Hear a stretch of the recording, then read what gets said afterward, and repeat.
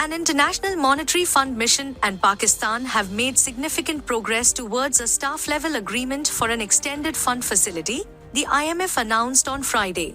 This development boosted the benchmark share index to a record high, surpassing the 76,000 level. Discussions began after Pakistan completed a short-term $3 billion program last month, preventing a sovereign debt default. IMF Mission Chief Nathan Porter stated that policy discussions will continue virtually to finalize the agreement, which aims to move Pakistan towards strong, inclusive, and resilient growth. Pakistan is likely to seek at least $6 billion under the new program and may request additional financing from the IMF under the Resilience and Sustainability Trust. The IMF emphasized that prioritizing reforms is more important than the loan size. On the trading floor, bulls dominated at the Pakistan Stock Exchange on Friday, with stocks climbing over 800 points following the IMF announcement. The KSE 100 index traded in the green, reaching the 76,000 milestone by midday and closing at 75,983.03 points, up by 868.56 points from the previous close. In legal news, the Islamabad and Lahore High Courts issued notices on Friday in response to petitions against a notification from the Pakistan Electronic Media Regulatory Authority. The notification bars television channels from reporting on sub judice matters, allowing only the reporting of written court orders, except when court proceedings are broadcast live. Petitions challenging the notification were filed in both high courts. LHC Justice Abid Aziz Sheikh issued notices to respondents, including Pemra, while rejecting immediate suspension of the notification. IHC Chief Justice Sama Farooq ordered no coercive measures against TV channels, provided the notification is adhered to.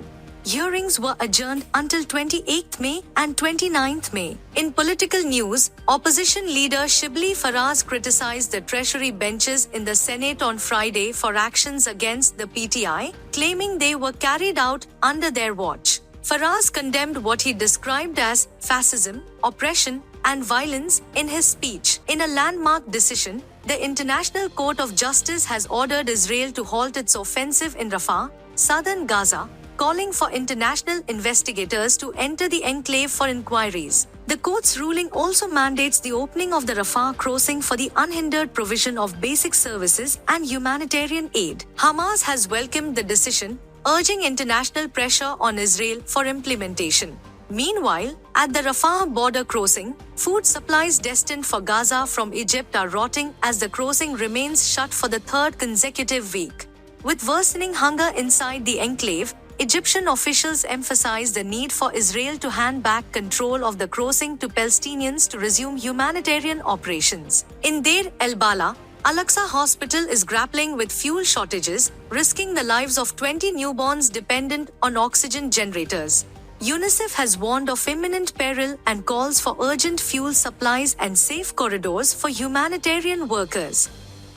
The hospital, already strained by power outages, is struggling to provide adequate care amid the crisis. Amidst these developments, CIA Director William Burns is set to meet with Mossad Chief David Barnea and Qatari Prime Minister Mohammed bin Abdulrahman bin Jassim Al Thani in Europe.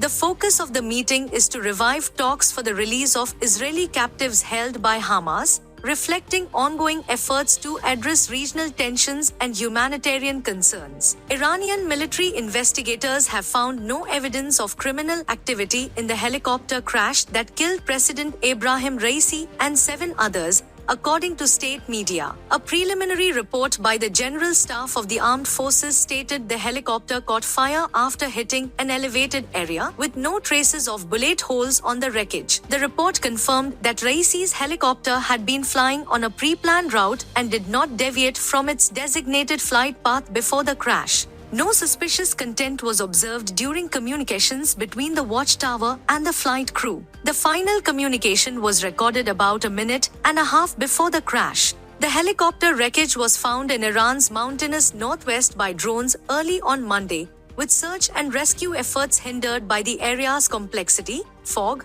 and low temperatures. The investigation is ongoing, with more details to be provided later.